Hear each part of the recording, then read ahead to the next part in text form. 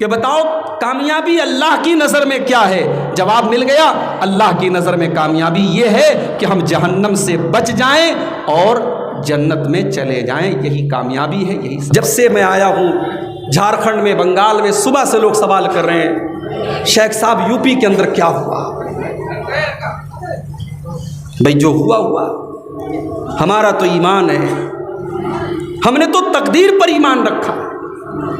हमारा ईमान है कि हमारी तकदीर में जो लिखा है वही होना है। अगर हमारी तकदीर में नुकसान लिखा है, सारी कायनात मिलकर के हमें फायदा नहीं पहुंचा सकती, और अगर हमारी तकदीर में फायदा लिखा है, सारी दुनिया मिलकर के हमें नुकसान नहीं पहुंचा सकती है।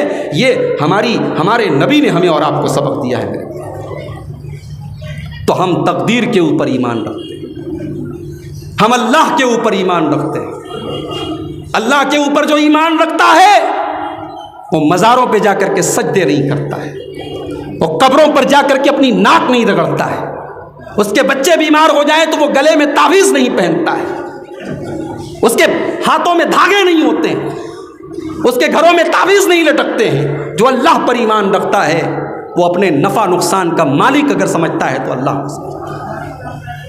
अभी आज फेसबुक के ऊपर एक वीडियो मैंने देखा,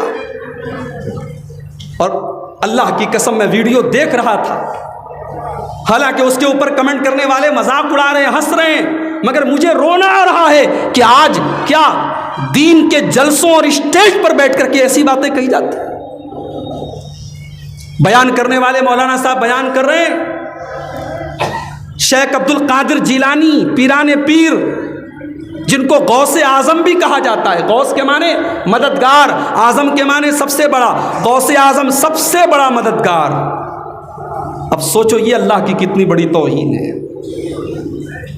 सबसे बड़ा मददगार कौन है?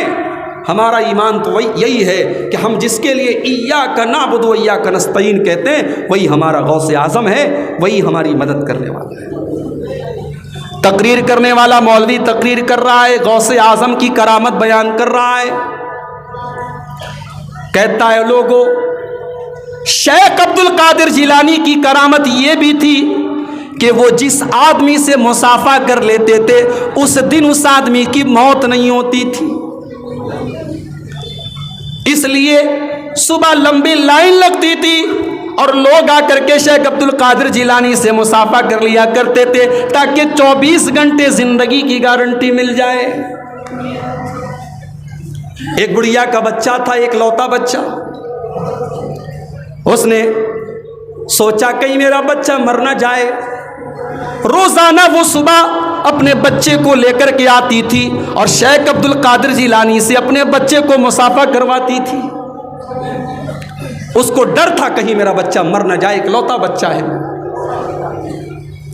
एक दिन मुसाफा करवा के घर पहुंची, बच्चा ऊपर बरामदे से आंगन में गिर गया, बच्चे का इंतकाल हो गया। उसको शेख अब्दुल कादिर जिलानी के ऊपर इतना ईमान था, इतना अकीदा था, उसको यकीन था मेरे बच्चे ने सुबह शेख अब्दुल कादिर जिलानी से मुसाफा किया है, मेरा बच्चा मर नहीं सकता है। अब ये मौलवी साहब बयान कर रहे हैं, मैं आपको सिर्फ नकल कर रहा हूं, मैं कॉपी पेस्ट कर रहा हूं। बच्चे को लेकर के बुढ़िया आई। अब मौलवी साहब बयान कर रहे हैं कि शेख अब्दुल कादिर जिलानी की एक और आदत थी, मस्जिद में बैठ के तकरीर कर रहे हैं, दर्स दे रहे हैं, सामने पब्लिक बैठी हुई है, अचानक कहते मर जाओ और सब मर जाते थे, फिर कहते थे जिंदा हो जाओ, सब जिंदा हो जाते थे। जब बुढ़िया पहुंची, शेख अब्दुल कादिर जिलानी ने कहा मर जाओ, अब सब लोग वहां पे मरे हुए लेटे। बुढ़िया ने चुपके से अपने बच्चे को भी उन लोगों के बीच में लेटा दिया। उसको इतना भरोसा था शेख अब्दुल कादिर जिलानी के ऊपर कि अब शेख अब्दुल कादिर जिलानी जब ये कहेंगे उठ जाओ तो सारे लोगों के साथ मेरा बच्चा भी उठ जाएगा। जब शेख अब्दुल कादिर जिलानी ने कहा उठ जाओ, सब लोग उठ गए, बच्चा नहीं उठा। बुढ़िया आई, कहने लगी पीराने पीर साहब, मेरा बच्चा मर गया है और इसे आपको जिंदा करना है, क्योंकि ये आपसे मुसाफा करके गया था। और अभी मैं लेकर के आई तो मैं आपके जितने सामने आपके पब्लिक बैठी थी, आपने कहा मर जाओ, मैंने अपने बच्चों को भी उनके बीच में लेटा दिया, सब जिंदा हो गए, मेरा बच्चा अभी तक जिंदा नहीं हुआ। शेख अब्दुल कादिर जिलानी ने कहा तेरा बच्चा अगर मेरे कहने पर मरा होता तो जिंदा हो जाता, वो मेरे कहने पे नहीं मरा है। अब बुढ़िया जिद करने लगी, मेरा इकलौता बच्चा है और आपसे मुसाफा करके गया है, आपको जिंदा करना पड़ेगा। शेख अब्दुल कादिर जिलानी ने हवा में ऐसे हाथ किया और झटके से अपना हाथ खींचा, बच्चा जिंदा हो गया। अब जितने मुरीद वहां बैठे थे उन्होंने कहा शेख साहब ये आपने हाथ झटके से किया, आखिर क्या किया आपने? कहा कि इज़राइल जो मौत, जो रूह को कब्ज करने वाला फरिश्ता है, वो रूहों को लेकर के जा रहा था, मैंने झटके से तमाम रूहों को निकाल दिया। आज इस बच्चे की वजह से जितने मुर्दे, जितने लोगों की वो रूह लेके जा रहा था, सब जिंदा हो गए। ये है अल्लाह की तौहीन मेरे प्यारे। शेख अब्दुल कादिर जिलानी तो एक आलिम थे, हमारे प्यारे नबी को भी ये इख्तियार नहीं दिया गया कि मुर्दे को जिंदा कर सकें।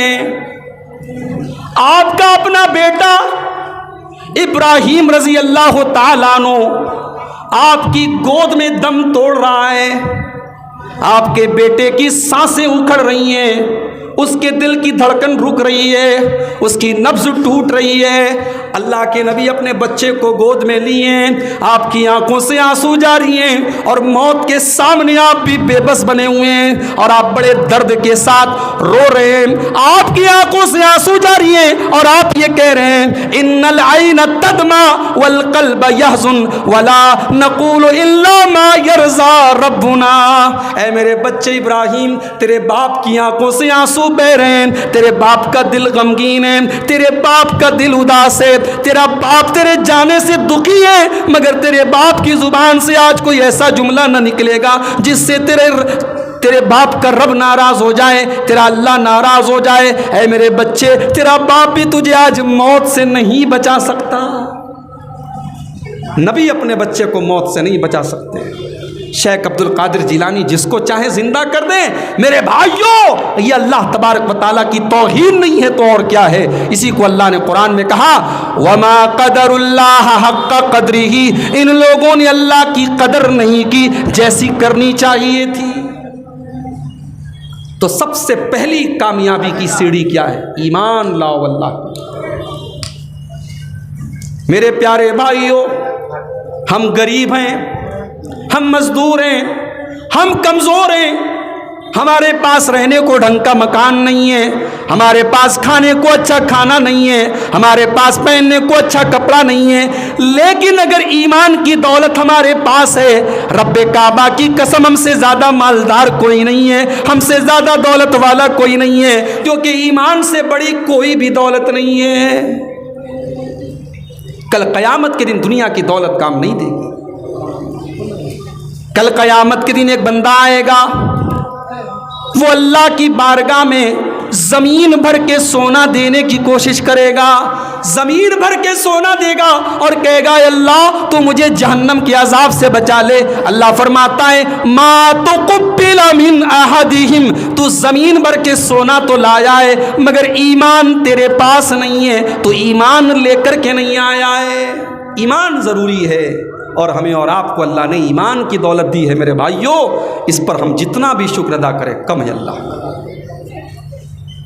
हमारे बनारस में आ जाइए आप, हज़ारों किलोमीटर दूर से लोग बनारस आते हैं, उनकी आस्था है, उनका अकीदा है, मैं उस पर कोई टिप्पणी नहीं कर सकता।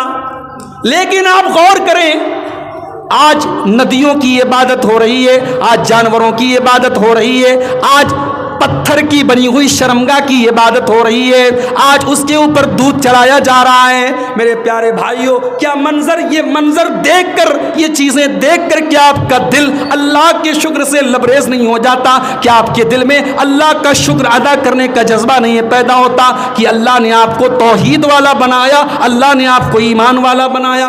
ये इतनी बड़ी दौलत है मेरे भाइयों, दुनिया की कोई दौलत इसका मुकाबला नहीं कर सकती। तो पहली शर्त क्या है? कद अफलहल मोमिनून। कामयाब अगर होना है तो सबसे पहले आपको अपने अंदर ईमान पैदा करना पड़ेगा।